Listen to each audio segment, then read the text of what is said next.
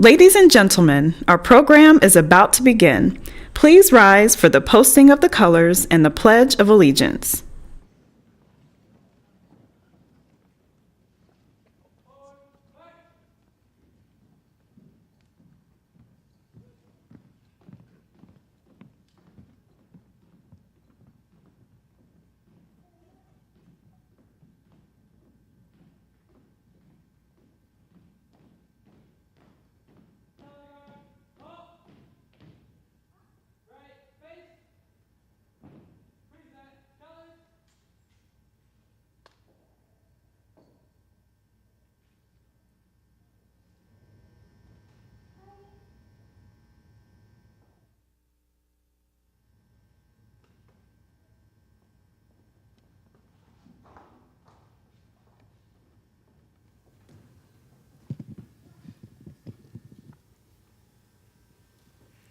I pledge allegiance to the flag of the United States of America and to the republic of which it stands, one nation, under God, indivisible, and liberty and justice for all.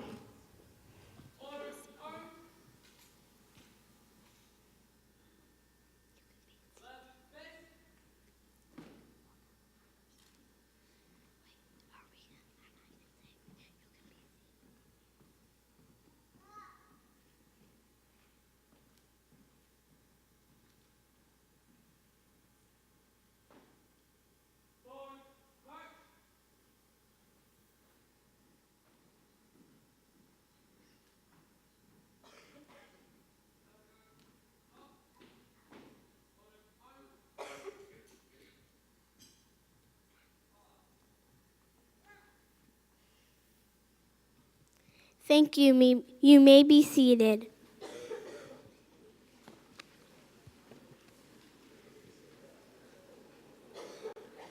So I want to welcome everyone to the Linden Community Center. My name is Jennifer Adair, and I am the proud chair of the North Linden Area Commission. And I am also a commissioner on the Recreation and Parks Commission. So thank you so much for joining us in our community today. We are very excited to be up here to introduce the third community conversation in this important series that our city and our mayor have put on. This conversation is very near and dear to my heart as we will talk about education and youth programming. There can be no keener revelation of a society's soul than the way in which it treats its children. Nelson Mandela. And I think in the soul of Columbus, it is our children. And that is proven every day by the impact that this city and you make in our children's lives. From birth to graduation, from Celebrate One to Project 89 with Lyndon McKinley, from feeding our kids to our Parks and Rec strawberry food truck, to those working in our recreation centers helping our kids be healthy and happy. Our kids are our soul. We have so many great programs. We have so many great things that our city is doing. But we as a community really need to push it to the next level. We need a holistic approach. We need the ability to tie these wonderful programs together and do positive handoffs of our kids from one program to the next. We need this linkage to ensure that our next generation continues to grow healthy and strong and become our leaders. I have a challenge for all of you here today, and all of you at home watching. She's 7.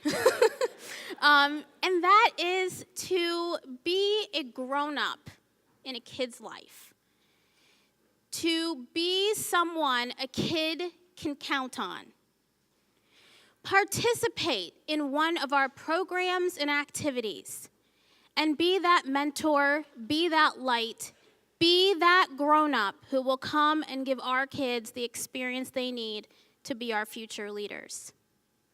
I'm very excited for this conversation. I know we're going to learn a lot. And we just want to welcome you to our community. So thank you so much, and I'd like to introduce Pastor Charles Tatum from the Good Shepherd Baptist Church.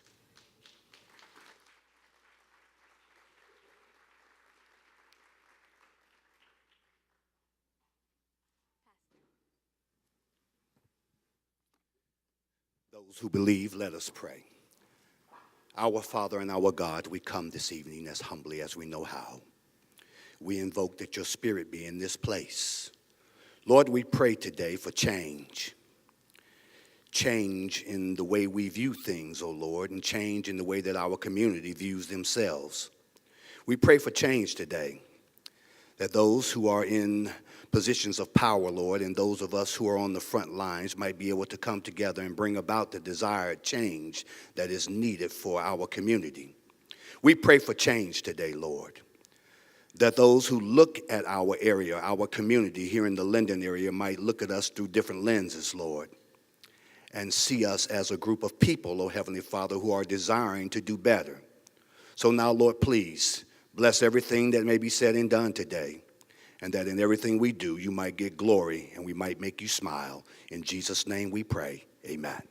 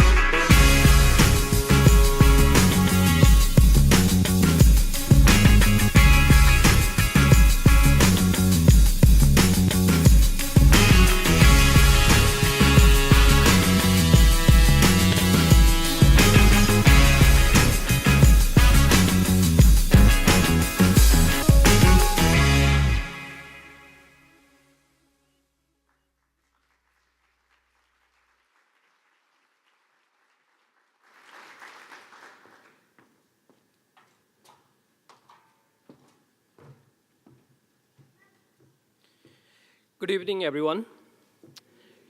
Thank you, everyone, for being here today. What a great audience. I would like to introduce myself by greeting in my language. We call it Namaste. Namaste, everyone.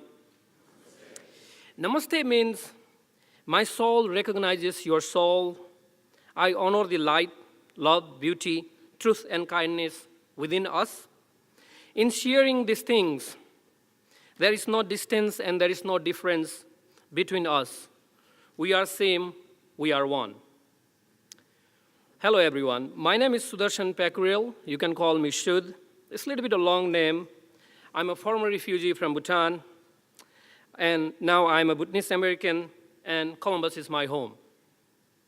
I have been in Ohio since 2010. That's the first time when I came to the United States, and I come to Columbus in 2014 for my studies at Ohio State University. I'm an Ohio State graduate. Now I'm a proud Buckeye. Thank you. Currently, I'm working as a director at the Bhutanese Nepali Community Center. We call it BNCC. And BNCC is a community-based ethnic organization which was led by civic-minded community leaders, and it was started in 2009. Actually, the refugee resettlement process, Bhutanese refugee resettlement process started in 2008. So BNCC was started in 2009. BNCC have been providing culturally responsive services to the growing Bhutanese Nepali population in Central Ohio. As a new population in Central Ohio, community-based programs have been vital components of our immigrant experiences. These programs have helped us understand the inner working of these services and programs delivered by different providers in the city. And most importantly, the community-based ethnic program also bridges the gap between communities and mainstream service providers. One area that is critically important for us is the area of health, including mental health. The community-based programs have helped us work with families who are learning to understand new knowledge about health issues, ranging from health behavior to health policies. It has also helped us build bridges in the areas of affordable housing, sorry, I have an accent and sometimes I slip through, and how communities can work with agencies and neighborhood to create safe, healthy environment for community members, particularly children and elders. Today, given the opportunities available in Columbus, if you travel down to the Morse Road area, we famously call Morse Road Corridor, it is very common to see immigrant-run businesses that are not only enriching the city with diverse food and culture, but they are also providing many employment opportunities to the people of Central Ohio. Under the leadership of Mayor Ginther, the city of Columbus was named the America's Opportunity City. Mayor Ginther is working tirelessly to promote opportunities for every person in every neighborhood. Yes, it is. Columbus is the city of opportunities. As a Bhutanese Nepali myself, Bhutanese Nepali population in Columbus is the second largest refugee population and the largest Bhutanese population anywhere outside Bhutan. This population is making Central Ohio their home because of the social, economic possibilities they see to their future and their children's future. As a refugee myself, or former refugee myself, I would proudly call myself a refugee for so many reasons. I see a lot of potential in our young people who are doing everything they can to become the future of Columbus. In days to come, we anticipate many opportunities to engage this discussion in making Columbus a cohesive city. On behalf of all immigrants, refugee population in Columbus, we thank the mayor for recognizing the richness of immigrant experiences and the contribution made by the community in Central Ohio.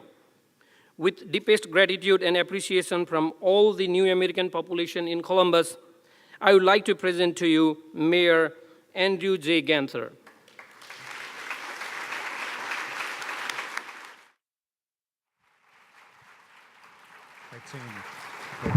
Thank you so much.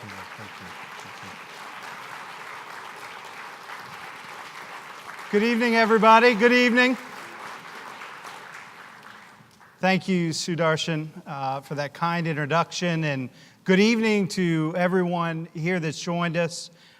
We are thrilled to be starting our third State of Columbus Neighborhood Conversation. We got to give it up for West High School. Wasn't that ROTC awesome for the posting of the colors? I'm grateful for West. And I don't know about you, but I'm a little partial to Jen Adair and the amazing Vila. Thank you for helping us get started here tonight, and for that great welcome to Linden. And thank you to Pastor Tatum for your invocation and for getting us started here tonight. I'd also like to thank Carlos Pace. Now, I don't think he's in the room because he's working. There he is, Mr. Pace, the director here at our Recreation Center. One of our best, somebody who believes passionately and strongly in the power of young people, and we appreciate everything he's doing. And I'd like to thank our sign language interpreter tonight, Royce Carpenter, who will be helping to make sure we can communicate to everybody. So just a quick note and thank yous to our elected officials that have joined us here tonight. From Columbus City Council, I know that President Shannon Hardin is here, President Pro Tem Michael Stinziano, Councilmember Elizabeth Brown, Mitch Brown, as well as Councilmember Jiza Page, Emmanuel Remy, and Priscilla Tyson. Let's give them a round of applause. I know our City Auditor, Megan Kilgore, State Senator Charlita Tavares, and State Representative Bernadine Kennedy Kent are here. Thank you for being here and joining us here tonight. And now the most dangerous part of the night, scanning the room to make sure I haven't missed any elected officials that have joined us. If so, please raise your hand so I can recognize you. But appreciate everybody being here tonight. I also want to thank my cabinet and staff for putting together a different approach to the usual State of the City address. Tonight, I would specifically like to thank our Director of Recreation and Parks, Tony Collins, and our Director of Education, Rhonda Johnson. I want to thank, yes. And I want to thank each of you for coming out tonight, and those of you that are watching us via live stream. In last year's State of the City address, I laid out ambitious plans for our city to have a tangible, long-lasting impact on the lives of our residents. We set clear goals to ensure that every family in every neighborhood is sharing in the success that is Columbus. This was not a one-year agenda, but a multi-year plan. And this plan cannot be accomplished without our community partners. I'm excited to launch the third of 5 topic-specific neighborhood conversations that will allow us to have a meaningful discussion about our collective priorities. We will talk about what is working well and explore where there are more opportunities for us to collaborate even more effectively. Tonight, we're focused on pre-kindergarten education and recreation and parks, both of which play a vital role in the opportunities for every child in every neighborhood to grow and thrive in this community. I wanted to take these conversations out into the neighborhoods. So we held our first conversation on the south side, and last week we were on the Hilltop. We picked this location in Linden tonight for a reason. We're right next door to the new Linden Early Childhood Education Center, the first of its kind in our city. You'll hear more about this later in our program. And we are in the process of designing a new center for this space. More than just a new recreation center, more than just a new building, but the first of our city's 11 centers of opportunity. This Center for Opportunity will offer enhanced youth and family development programming with 6 core services: job and career placement, character and leadership, academic enrichment, food access, intervention strategies, health and wellness. Each of our centers for opportunity will not require new buildings, but we know this one in this neighborhood does.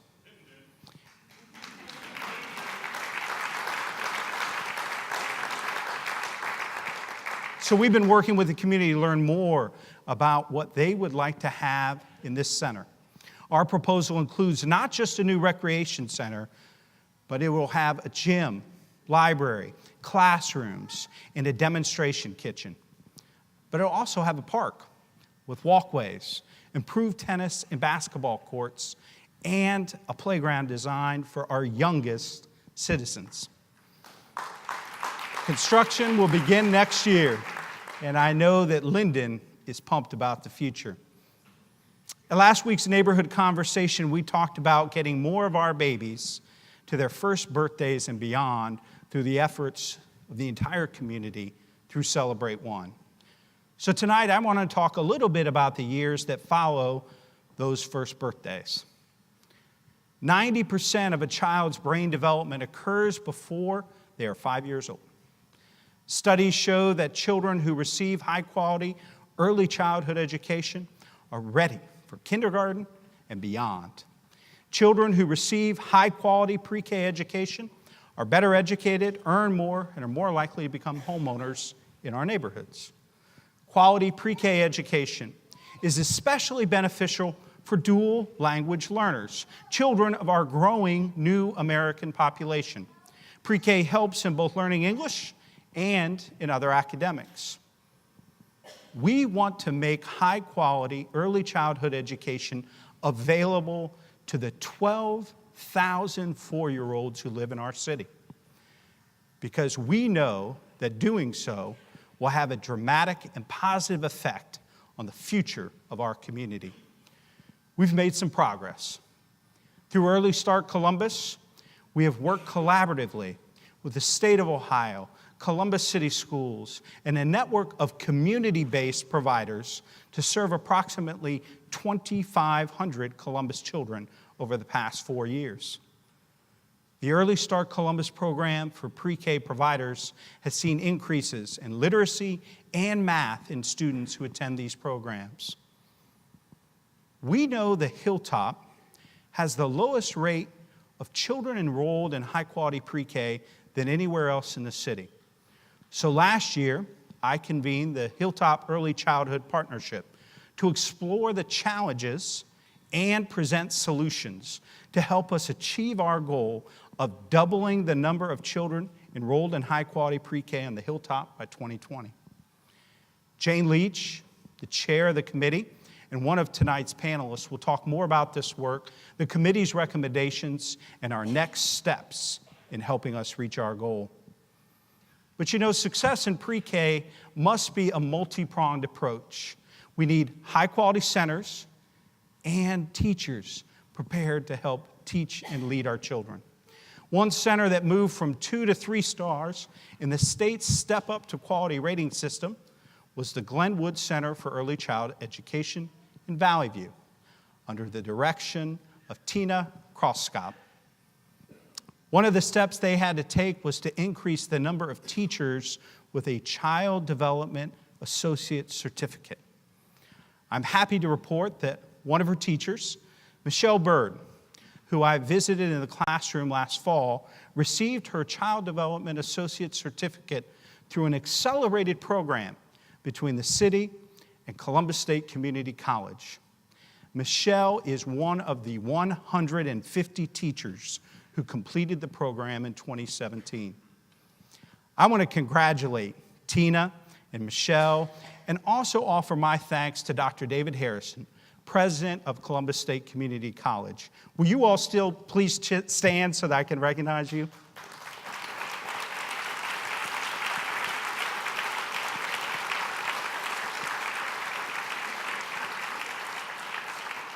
Thank you for all your incredible work in opening up more opportunities for young people in our community. I also want to recognize the Ohio State University, who is helping us to add more teachers by providing scholarships for bachelor's degrees to students who are currently already working in early childhood education in our community. This spring, we will have our very first graduate from the program, By the fall, we'll have a total of 40 students enrolled. We know having quality teachers in the earliest years of life can make such a tremendous impact on our young people. We know learning happens both in and out of the classroom. The Department of Recreation and Parks also plays a key role in the physical and mental well-being of all of our residents by providing specific programs to develop our youth during time when they are not in the classroom. From ensuring our kids have nutritious summer meals to after-school programs and everything from swimming to arts classes, Recreation Parks is about so much more than just having fun. Samantha Harris became involved with the APPS program, Applications for Purpose, Pride, and Success, after moving to Fort Hays High School for her senior year. Her intervention specialist, Nikki Johnson, told us she had been hanging out with the wrong people and struggling with the death of her mother after an illness. But Sam was smart and a hard worker, at times holding down 2 jobs while attending school. So with the support of her intervention specialists, Sam made the decision toward a better life and is now enrolled at Columbus State. Sam and Nakia, will you please stand so we can recognize you?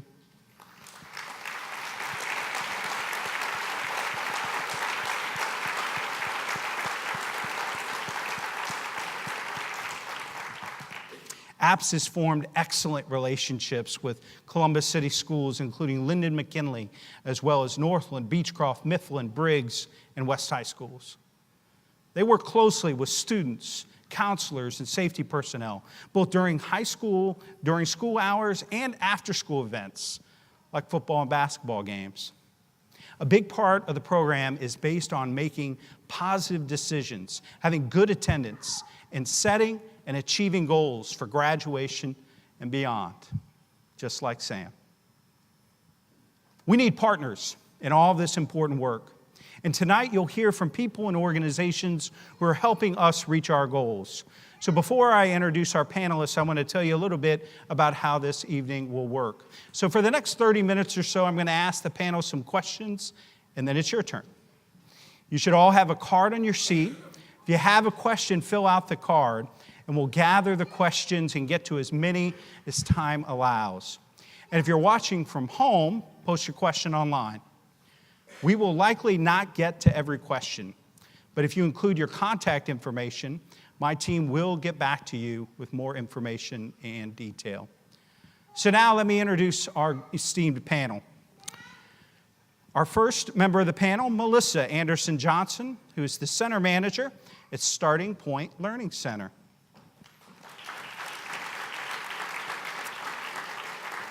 Rebecca Asmo, the CEO of Boys and Girls Clubs of Columbus. Brenda Fields, who is the supervisor of Capital Kids Education Program with our Department of Recreation and Parks. Steve Ives, the president and CEO of the YMCA. Jane Leach, the founder of Hilltop Preschool. And Candace Nespeka, who is the principal of Linden Park Early Childhood Center. Welcome.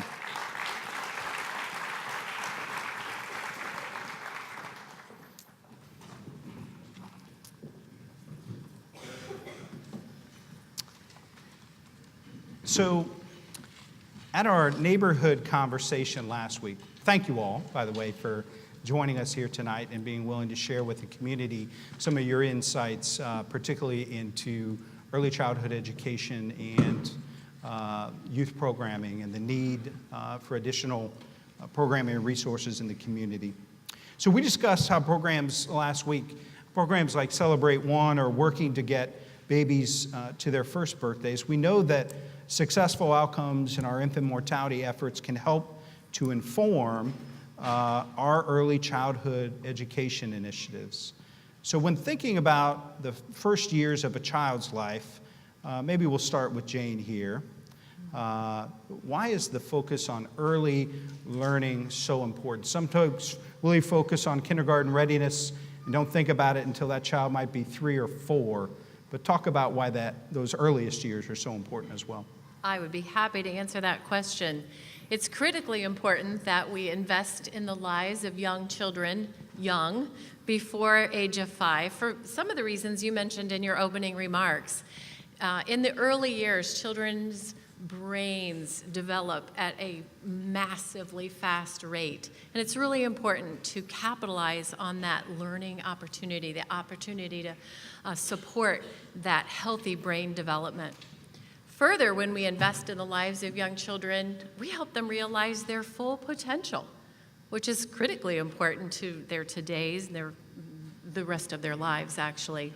And then we also know, that's anecdotally, we can see it in the children's lives, but there's every bit of evidence in research that supports the fact that when we invest in the lives of young children, we change the trajectory of their lives. A fewer number of children qualify for special education services. More children graduate from high school. More as they become adults. There's greater job satisfaction, employment, and happiness in a job. So is investing in young children critically important? Yes, sir, it is. So Candace, early childhood education is not cheap. There are a number of us that believe that there's a huge return on investment. But can you speak to what the data supports as far as the impact and the positive contributions that high quality early learning has on a young person's trajectory? Sure. I was going to, but Jane took my answers. So, thanks. You're very welcome, friend. Right. Just to kind of seriously add on to a little bit of what you said in your opening and what Jane mentioned, some of the research just from high scope Perry preschool study, even deep down to students who were in a high quality pre-K program earned up to $2,000 more a month than those who were not. So if you're thinking of actual hardcore dollars, that's one of the statistics that you can pull from that study. I think Jane said more likely to graduate from high school, to own homes, and even there's proof that students in high-quality pre-K programs will have longer marriages. So I don't know, that might be good or bad, depending. Just put that out there. But one of the pieces of data that we have, that we've been looking at recently with Columbus City Schools, and obviously that drills it down from a national study down to right here in our world, in our land, and something that's obviously close to my heart, after all these years in the district, we just compiled this data to tell us that in our KRA is a kindergarten readiness assessment, so that's one of the tests we use to look at how our children are doing in kindergarten. In 16-17, our students enrolled in Columbus City Pre-K in 15-16 scored 59%, on track, met the on-track standard on the KRA. And now this past year, which means our students who enrolled in CCS Pre-K in 16-17, they're in kindergarten right now. 60% of the students enrolled in one of our CCS Pre-K classrooms met the on-track standard based on the KRA, and that's a 12.47% higher than the district average for students who were not enrolled in one of our programs. That's you can great clap. progress. That's pretty good. Sorry, we were really excited.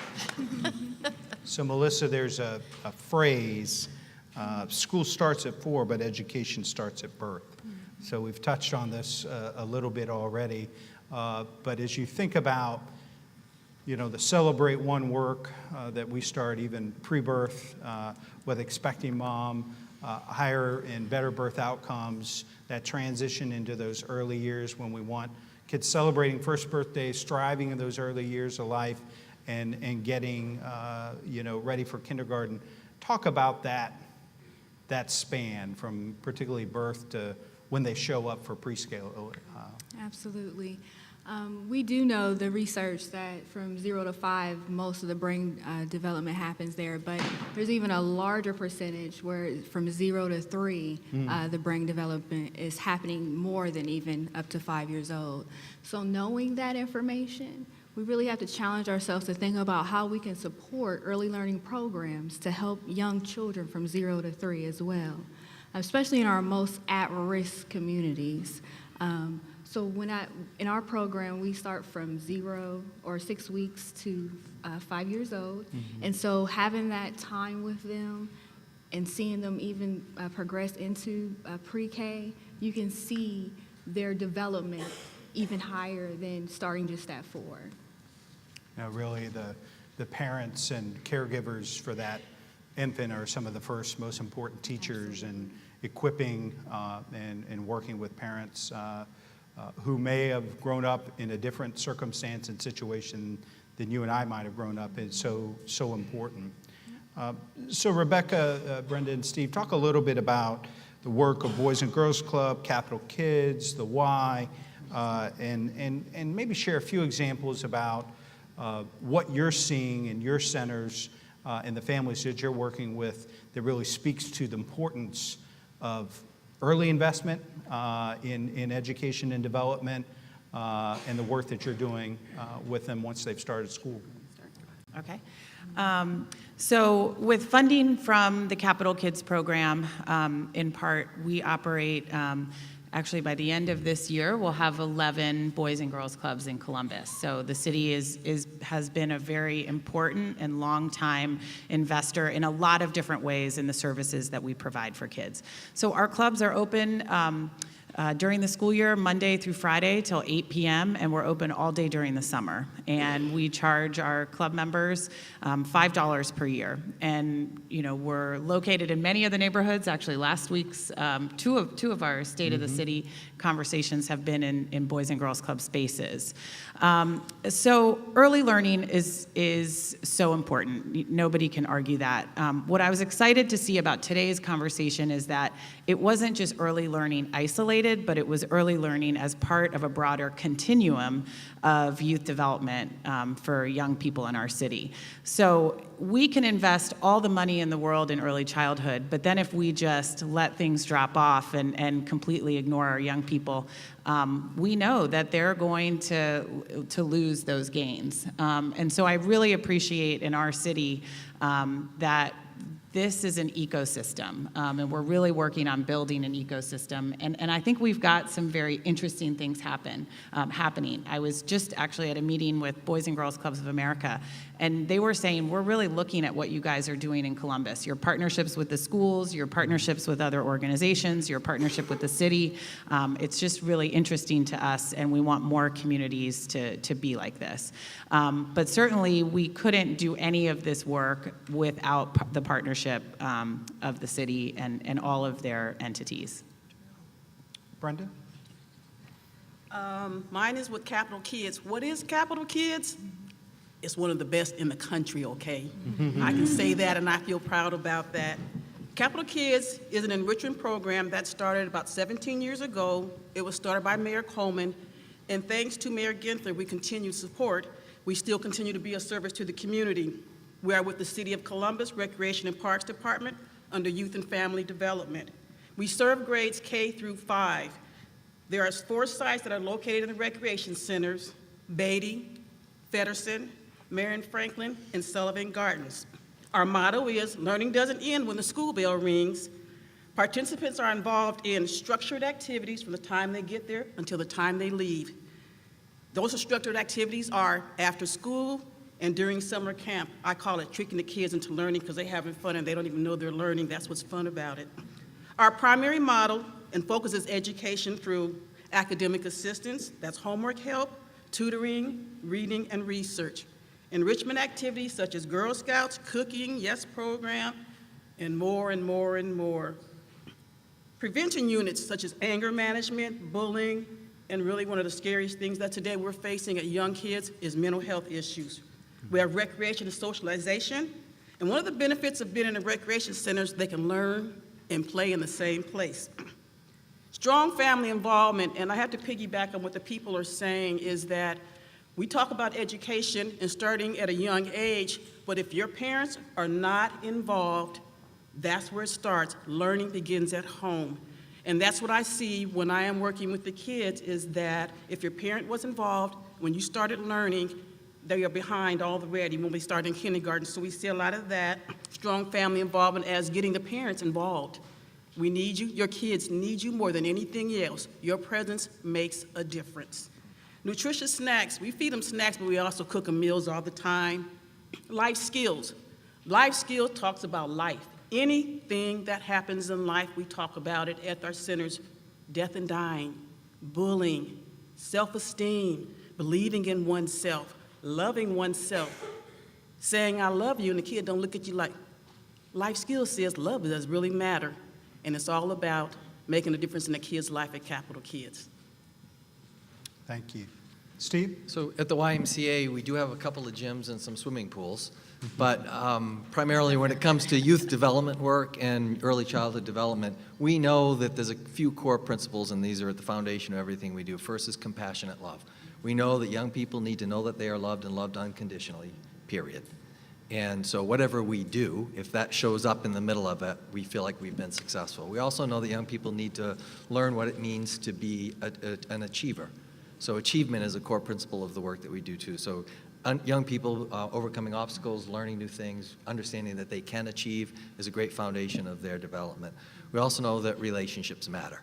And so young people learning how to be in relationship with each other and have other people care about being in relationship with them sets a foundation for a future that matters for them and matters for our community. And quite frankly, I think makes a difference in terms of choices and decisions they'll make later on in their life. And finally, belonging.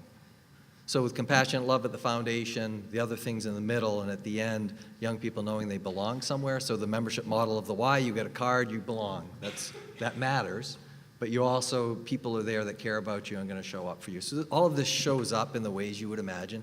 Swimming lessons and youth programs and early childhood development and after-school programs, about 4,000 youth that we serve each day throughout the community in over 70 different sites between school-age childcare and preschool.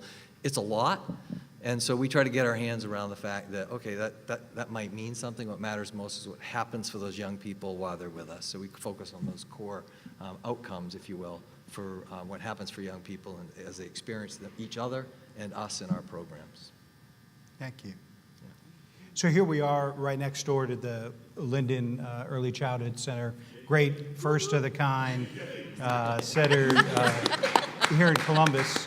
And Jane, just last year, we asked you to lead the charge, engage the community in the neighborhood on the Hilltop, where for whatever reason we had some of our lowest enrollment of young people in high quality pre-K.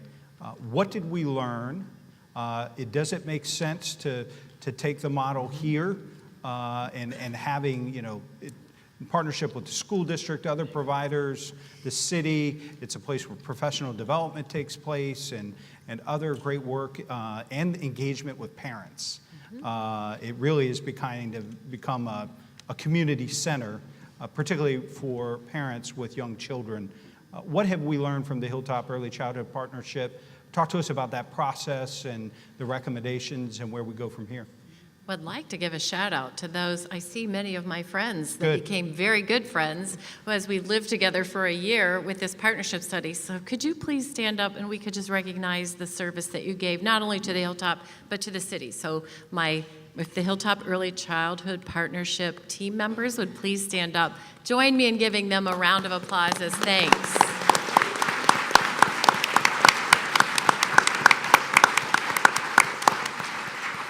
So we spent a lot of time listening to residents of the Hilltop. We knew that, I'm an educator, I'm a trained educator, I have a lot of years of experience. So in my mind, I thought I knew plenty of what ways we could encourage parents and children to engage in this early learning process by drinking a lot of coffee and sitting in a lot of front porches. We learned additional things.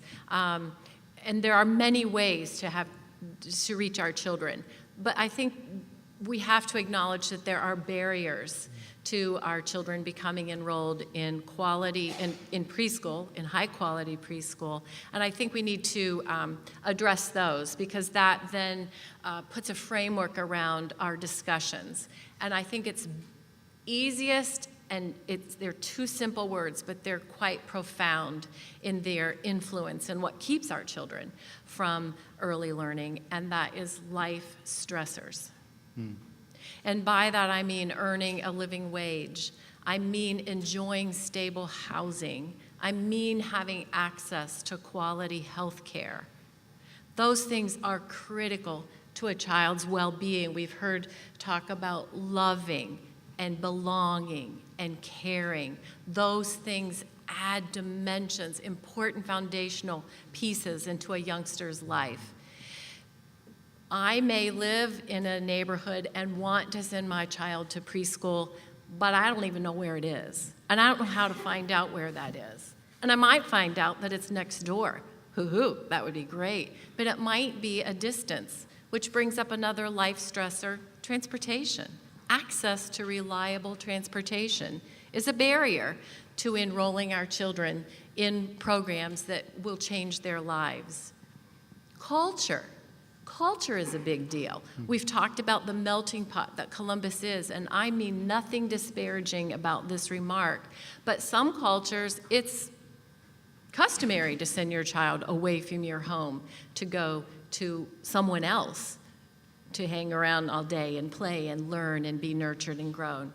But in other cultures, that's very foreign thought. So just an awareness that this is an important thing to consider for children.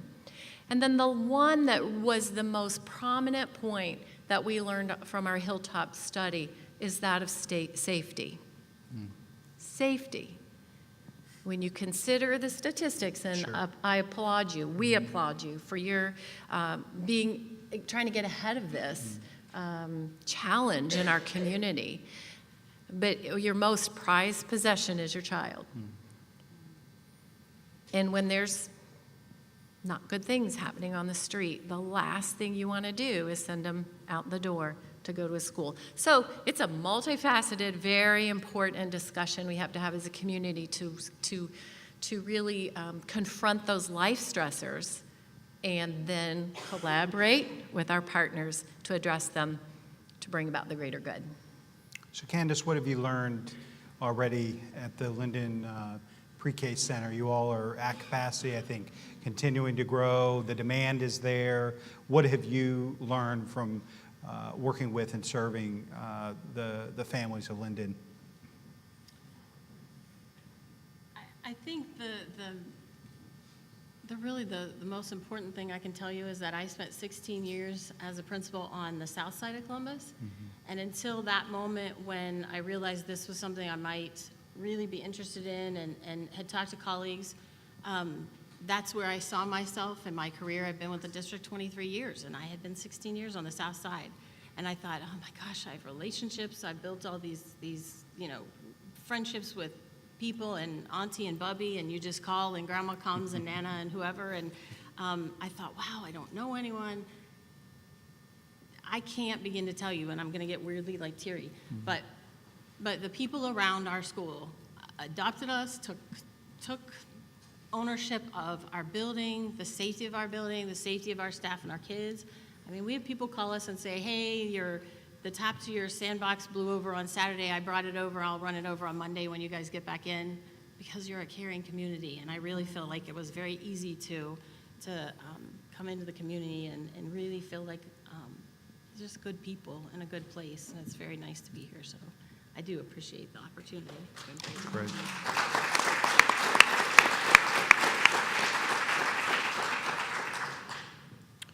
So, Steve, you have the Y really focusing on building more childcare capacity, particularly in Linden, and working with local providers to help develop that capacity. Tell me a little bit about that strategy, about working with existing providers, and I'll probably ask somebody to talk a little bit about step up to quality, because there are providers and then there are higher quality providers, and how step up to quality. I'll have somebody who knows a lot more about this than me explain what that means and the work that's out there that has to take place. But can you talk a little bit about the building capacity work the Y is partnering with and doing in Linden? Well, first of all, we're very clear we can't do everything, and that this is a community where collaboration matters, where we play nice in the sandbox, and we also try to build some collective impact.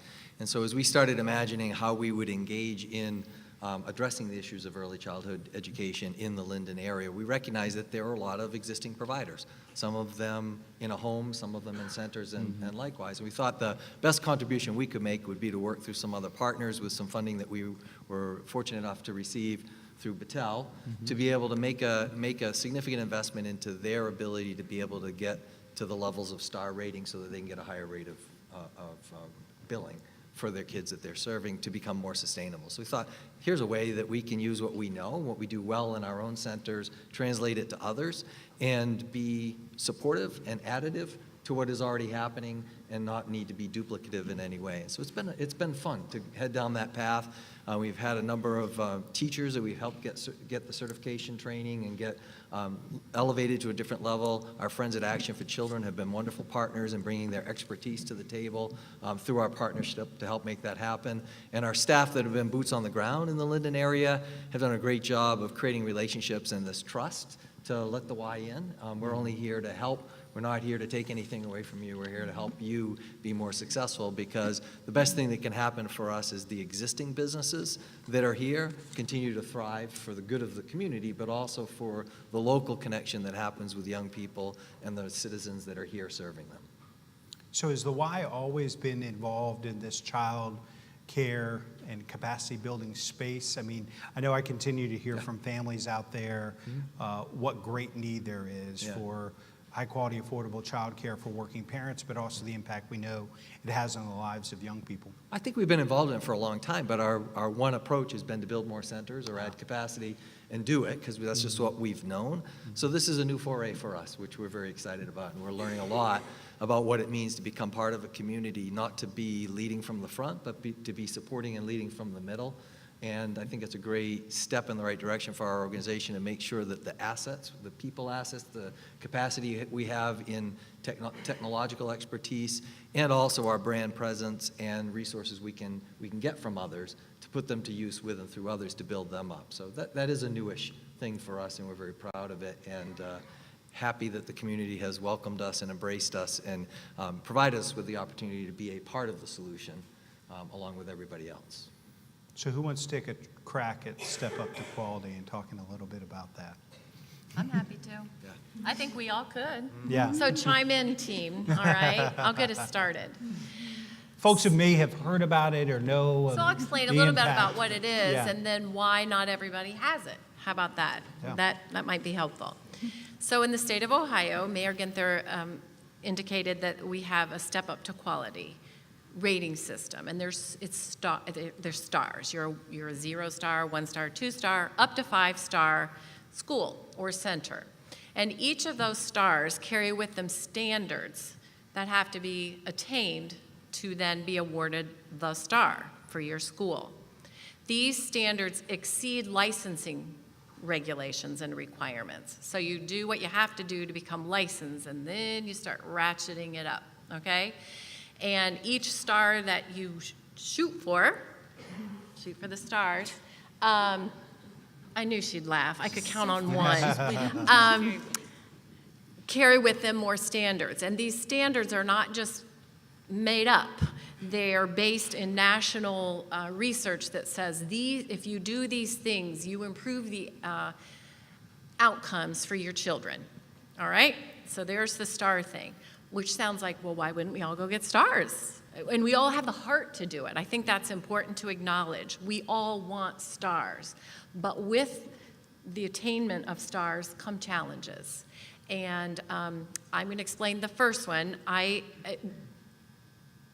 established a preschool, Hilltop Preschool, and it's a 5-star preschool, which is really a big deal, and you can clap on that one. Okay. But if you're a director of a early learning center and you're running payroll and you're meeting the children at the door and someone gets a bloody nose and you have to have activities ready and then a teacher gets sick and, oh, by the way, there's all these things you have to do to get your standards and you have to prove. You can't just say, I have these things, you prove it.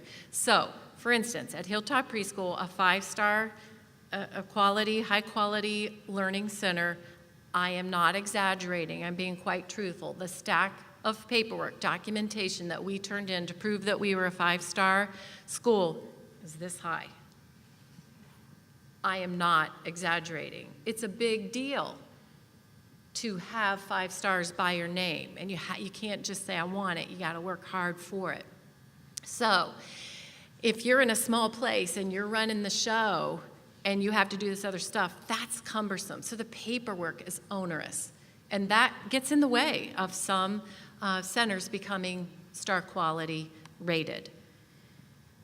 There's confusion. It's a lot of standards, and with it come a lot of rules and regulations. So on top of running the urgency of a place, you always have more and more and more and more and more you need to do, and it gets confusing.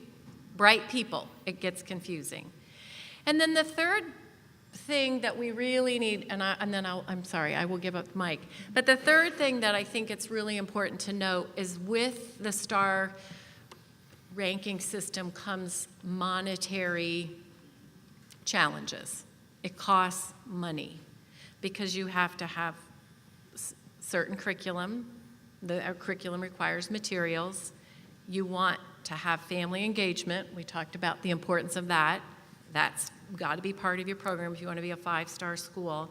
And you have to have, your staff has to be degreed. And so hats off to Columbus State for helping us get to that threshold of our teachers who are with our youngest and most impressionable future citizens. They're going to be providing care for us in this room. Of course we want them to be degreed. So now we're asking someone who works with young children all day long, and I'm telling you what, if you have one child, multiply that, and imagine how exhausted a teacher is by the end of the day, and you're going to go to school at night and get up early the next morning to do another good work. Well, then our teachers get their degrees. Well, with that, does that not come with an increase in pay? So you see how this, it sounds simple. Well, go get your stars. Well, there's a lot going on in there. So is it important? Yes. Is there room for us to work together and collaborate as a community to get the job done for our little kids who need our voices? Yes. And I'm assuming you're all going to sign up before you leave, because that's why you're here, because you care, right? So we're taking names at the door. So Brenda, Melissa, others, feel free to chime in. Great services, great offerings, challenges with awareness, education. How do we engage parents and families? What are you doing that you're finding success with to kind of help with that credibility gap that folks might have? You know, as we talked about, you know, our most prized possessions, turning them over to someone else and making that leap. How do you go about parental and family engagement with success? So for us, it is all about the directors at our club levels. Those folks are the most important position in our organization. They have the hardest job because they're doing so much. They're talking to kids, they're talking to parents, they're managing staff, they're managing a facility. But when the club director is really great, that's when you see high levels of parent engagement, because they trust that that director is going to run a safe club. And I know it's the same at rec centers, and I know it's the same at YMCAs. They trust that, that director is going to make sure that it's an environment built on respect. They, trust that person is there working for their child, loving their child, and involved in the community. So honestly, I mean, parent engagement, a lot of times I get asked, what programs do you have for parents? And it's really not about that at all. It's the relationships. It is the talent that we have on the front lines in the clubs.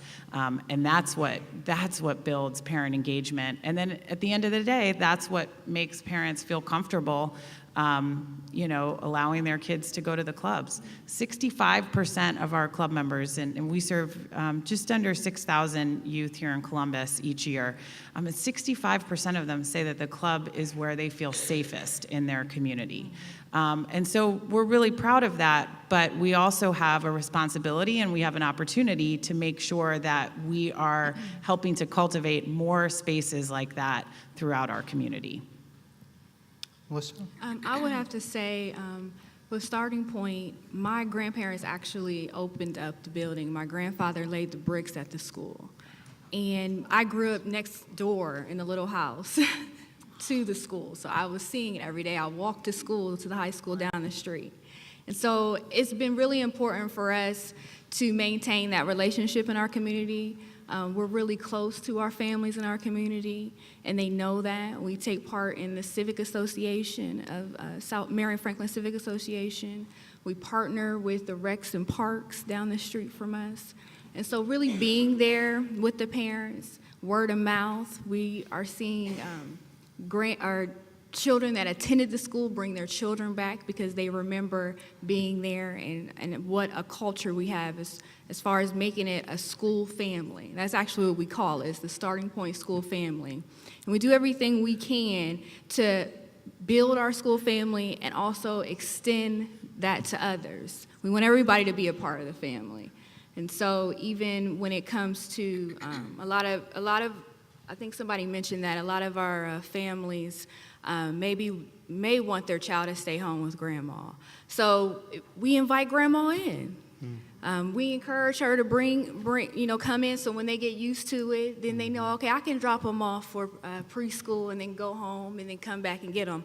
Or I can volunteer for the day and enjoy my experience as well. We also partner with other programs, child care centers in our community for teacher training and mentoring. So that's been a very important aspect of bringing the community in and partnering with other organizations to provide resources for our families. So it's more than just offering more spots. It's not just about increasing capacity, but raising quality and building capacity of our existing teachers at the same time. And I do want to mention, I want to thank, we even hire people from our community, from high school, or from mothers and daughters, and they'll come in and work in our program, and they've participated in the Columbus State and the bachelor's program. So how strengthening is that they can work in their community, go to school, and then earn a higher wage eventually. If there are any questions, I want to make sure I remind everybody those question cards, if you have those. I could talk all night about this stuff, but if you have questions, I want to make sure we get to those, and folks that might be watching live stream. But Brenda, share some of your success, some of the, we always talk about the Columbus way, the way partnerships and collaboration works, and I would argue the Capital Kids does it better than anybody. So talk a little bit about parental family engagement, but then also collaboration. One of the things that's important to me in our sites, we are required to have parent involvement. So that means for me, it's talking to the parents when they pick up their children, observing their children and said, you might want to check this out. I'm in the schools every day. I get information from the teachers and from the principal, and they're telling me about this child, so I in turn and that link to tell the parents, you might want to check on your child, or this is going on. I'm the link that says, I will sit in on your IAT or an IEP, and what those are is just testing about behavior as well as their learning skills. And so I take the time to go sit in, because a lot of times, I'm on the west side, so some of the parents don't have the knowledge, and they'll sit there and they'll shake their head, and I said, do you understand what they're saying to you? I'm also a parent surrogate, so I can make sure I'm learning more about how we can help the parents. Because a lot of times, like I said earlier, parents need to be involved. That's so important, and that's what the kids need, a parent who is involved, a grandma who's involved, a community that's involved. Parents realize that you are the link that's going to make a difference in their child's learning, and so that's something that's important to us, special events. We have a parent day, we have open house. Anything I can get them in, a newsletter that I may send out, or like I said, I'll call a parent and says, can we have a conversation about your child because I'm observing this, just so that we can make sure that child's on the right path. I have some brilliant kids in there, so I tell the parents, lottery's open time for you to put your application for your child to get in this school, because it's opportunity, again, for their kids who are brilliant can get in there. I call them my kids geniuses, just so you know. The other thing is that our success is from collaborations with, we have over 40 collaborations with the community. And those are is the success, is that they come in sometimes, they talk about careers.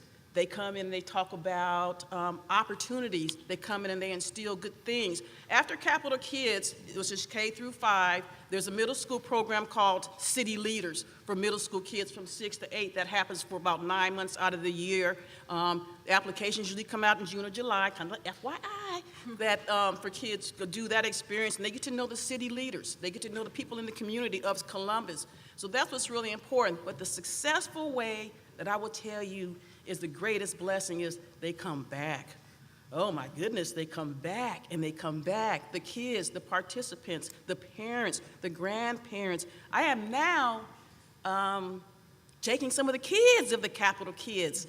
You know, so that is what really is amazing to see, that this program had that kind of an impact, that it would last a lifetime. The other thing about the success is that the children will leave there, they will leave the program. I'm looking at my thing, so I will make sure I don't miss my notes to tell you everything I gotta tell you right quick, okay? Listen to me. But when the kids, the success, the high schoolers come back to do community service in terms of, you know, they have required to do graduation. I get them every summer all the time. The happy success is they volunteer, they learn. They're serving children again. They leave with a sense of value in education, because that's my obsession, is education. If you don't have homework, get a book. You don't have a choice, get a book. So they know the importance of reading. My motto for them in reading: if you don't know how to read, you walk around blind. And during the summer, I blindfold them and have them walk around and say, this is what it feels like if you don't know how to read. So they understand. A sense of responsibility to self and community, social skills, self-esteem, most importantly, to dream and to hope beyond the block. Because most of the kids, this is their neighborhood and this is their block. And most importantly, I would say, if you fall off that bike and you want that bike, get back up and ride it again, and they know that they matter. That's what's important. I'm going to start with some questions. Are we at the time for questions about now?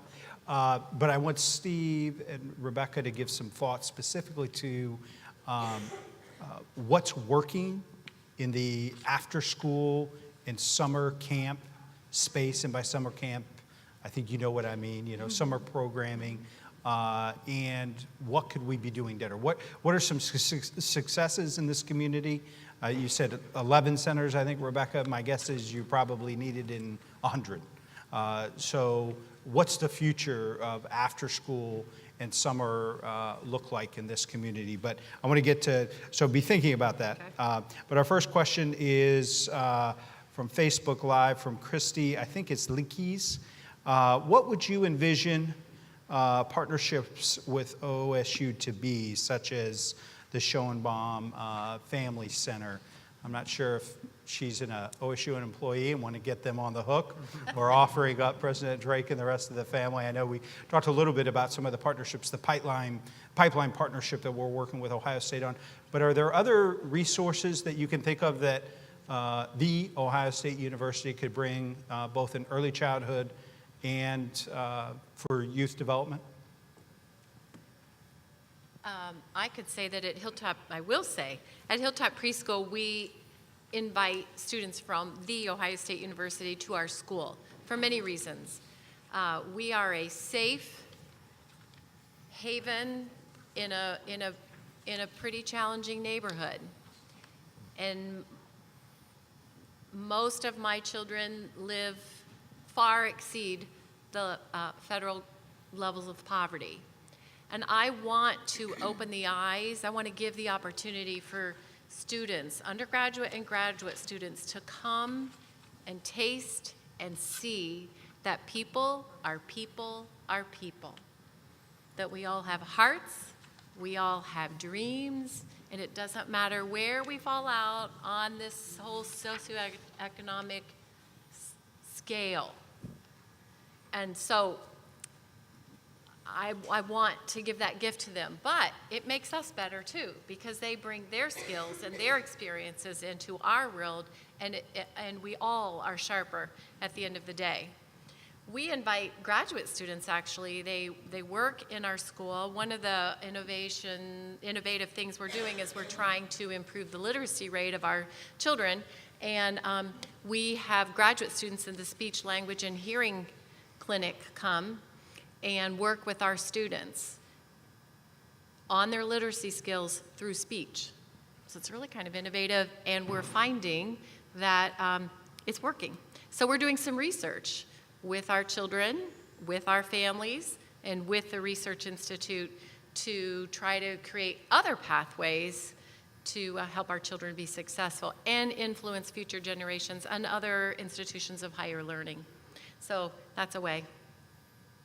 I'd like to add on to that, we have partnerships. Like I said, we have over 40 partnerships. The Ohio State University's medical students come over and they do a 5210 about healthy eating and fitness. So, and it's wonderful. It's the medical students that come there. So another piece of our success is through them. That's great. Yes.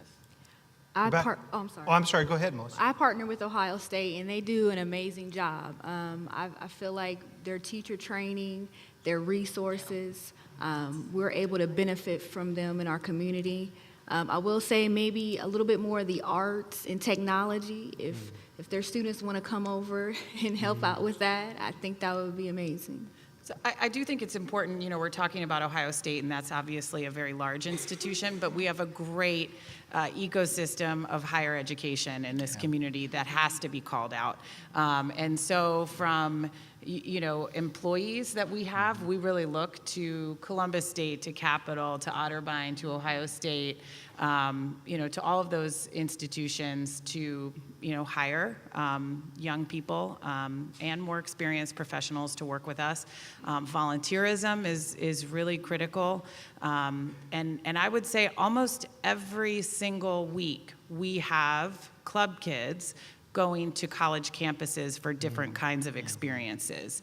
And so that is just incredibly enriching, not just for our kids that are club members, but also for students, because and we want every opportunity possible for any person in this community, whether you're coming from the wealthiest family or not, to have meaningful relationships with lots of different people. So I think, you know, definitely shout out to the Buckeyes, but I think it's important that we lift all of our institutions Yeah, it's something up. like 100 or 120,000 young people in the region that are enrolled in some sort of higher education program. I'll trust your knowledge of that number. If it's good, you always round up, right? But it is a significant amount in addition to Columbus State, Ohio State, and all the universities around And the people are everything. The number one reason that our kids come back to the clubs every single day, and I know that this is true, this is why parents send their children to an early learning center, it is because of a relationship that they have with a staff person. That development and that learning is happening in our institutions, and they're working really hard on that. So I just can't say that enough, because you know, the challenges that young people in our community face, you know, they're going to need resources, but really they're going to need people at the end of the day to help tackle this. So we have a question here from Brian Winbush. Would it be possible to incorporate a jobs program into the rec centers?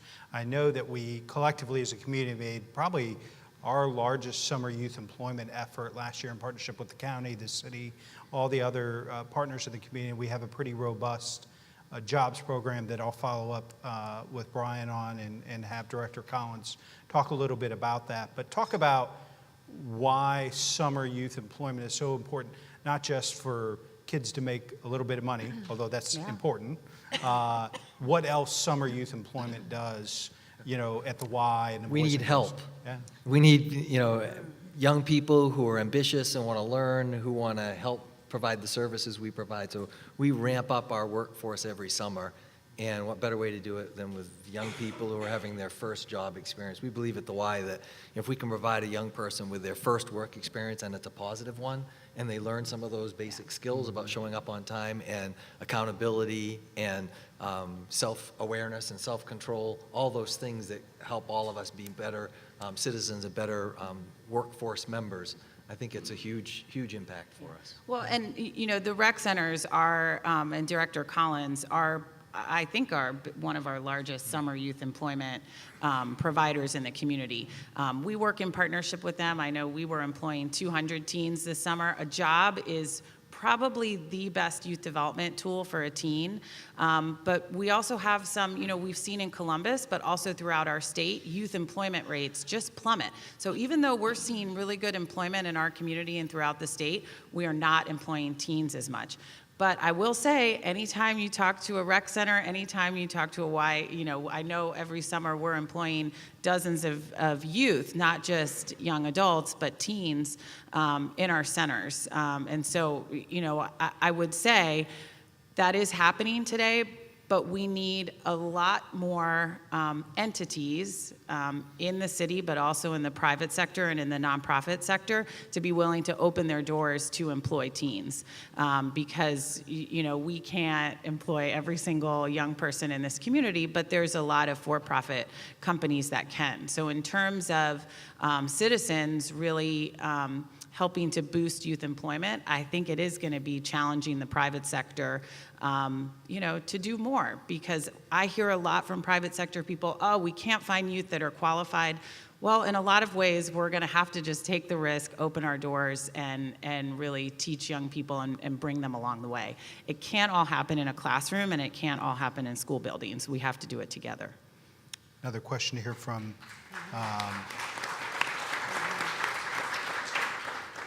Matt Martin. There's been a wonderful arc in tonight's conversation, from data, programming, to love and relationships. Now the tough part. We got to be willing to look in the mirror and talk about what gaps exist. What are the biggest gaps in community knowledge, programs, systems, or relationships of support? Where are our greatest opportunities, or within the youth development space, from what's Dr. Harrison talked about, cradle to career, focusing and thinking about youth development, where are the greatest opportunities for us as a community? What are we doing well, but most importantly, where do we need to improve?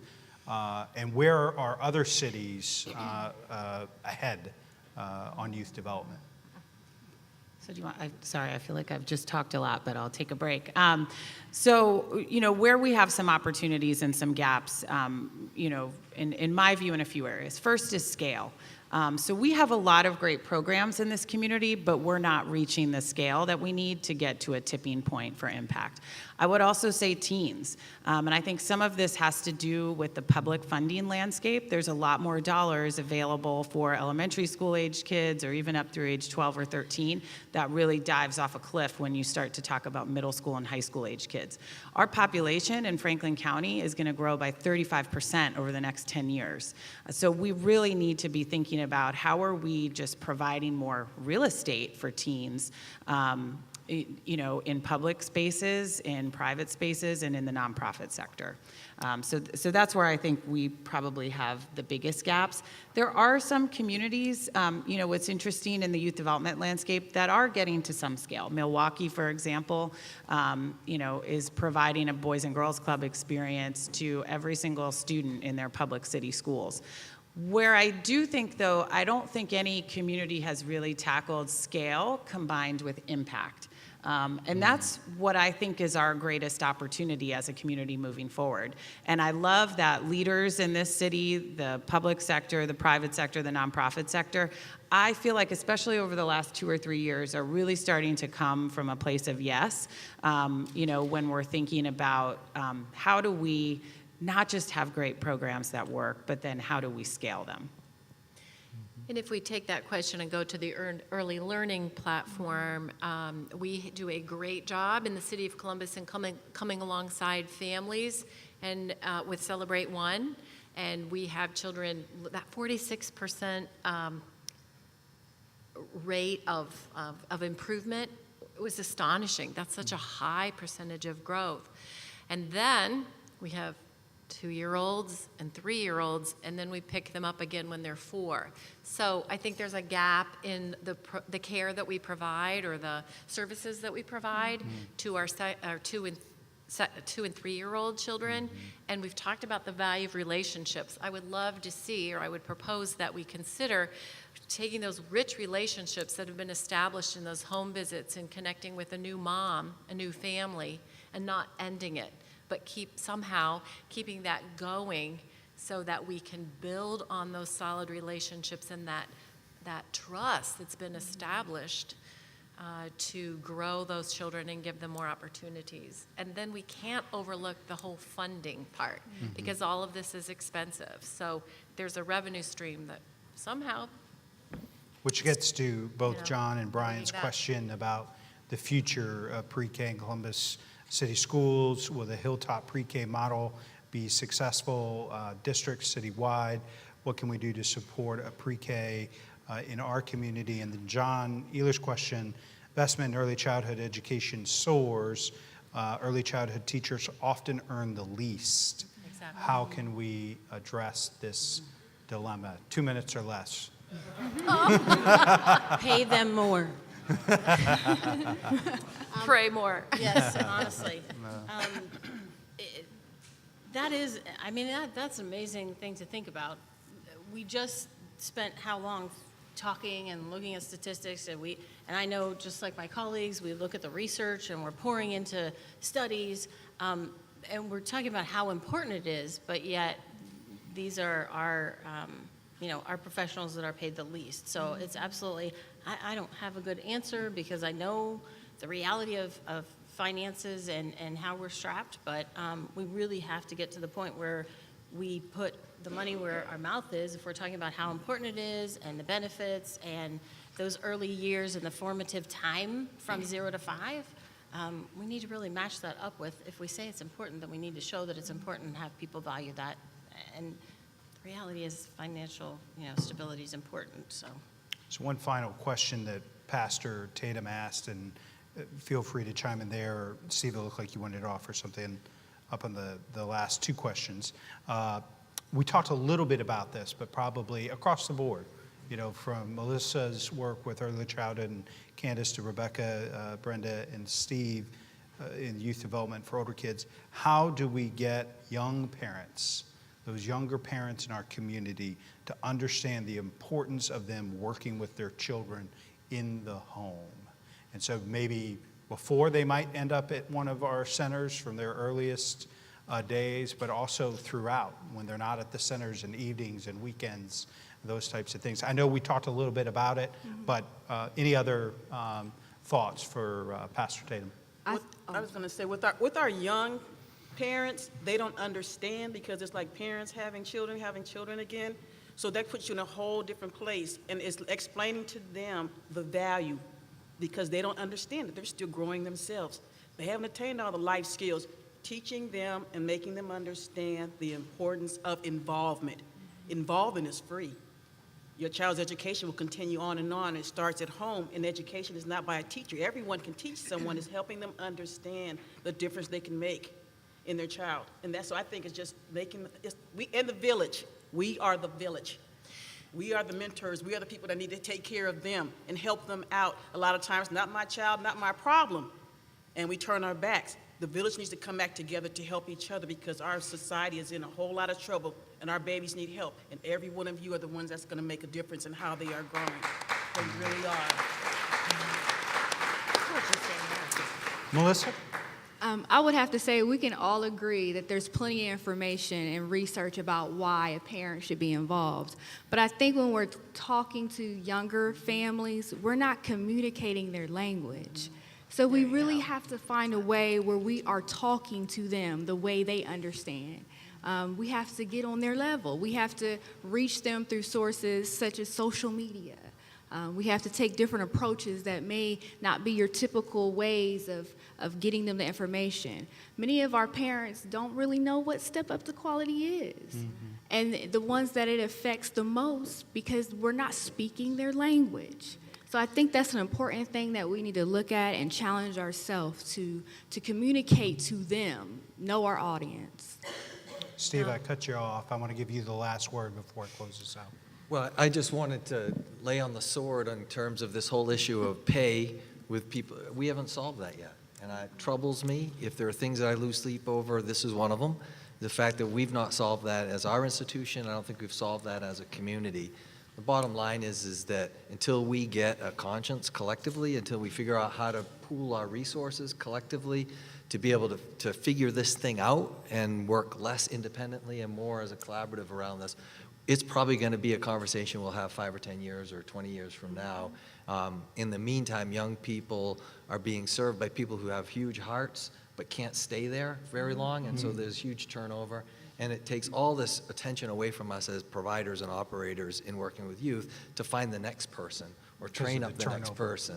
And we all know, anybody in business. And establish the relationships. Exactly. And we all know, everybody in business knows that continuity of staff doing good work with young people is the difference between sometimes survival or not for our young For folks. infants or 12th graders, You got it. probably. I'd like to thank our panelists again for an enlightening conversation about priorities for a better Columbus that drew us together tonight. I'm grateful for them and their thoughts and perspectives. Our next neighborhood conversation is tomorrow, February 22nd at the King Lincoln Center. We will be covering 2 more important topics: the work of the Columbus Women's Commission and the Office of Diversity and Inclusion. Look forward to the conversation tomorrow and hope you will join us either in person or online. And now for our final benediction, it is my pleasure to introduce Pastor Nikki Hampton from the Fresh Start Worship Center.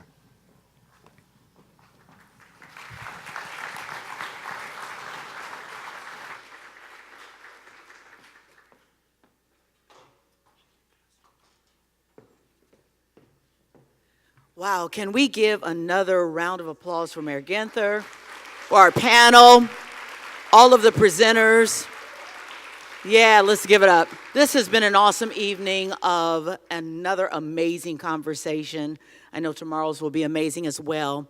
And what great perspective, insight, and enlightenment on how we can create the opportunity city that Columbus really is, and set our communities, our neighborhoods, our children, our families on these amazing trajectories that we talked about tonight. So let's one more time, can we just give another round of applause before we have the benediction? Would you bow your heads with me? Father, how we thank you tonight that you allowed us to come together and engage, truly engage in conversation that can set all of us, administrators, teachers, staff, leaders, city leaders, community leaders, families, children, our pre-K kids, our parks and recs. You have given us such an amazing chance to make this city the stellar city that it is and to set it on a hill, because a city that is set on a hill cannot be hid. Its light will shine for all the world to see. And that's what we believe Columbus will be. So we thank you tonight. In Jesus' name, amen. Thank you, Pastor. This concludes our program. Thank you for attending the 2018 State of Our City Neighborhood Conversation.